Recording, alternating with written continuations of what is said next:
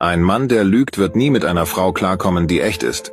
Denn wahre Stärke liegt in der Authentizität. Wenn du ständig eine Maske trägst, wie willst du dann jemals die echte Verbindung finden, die du dir wünschst?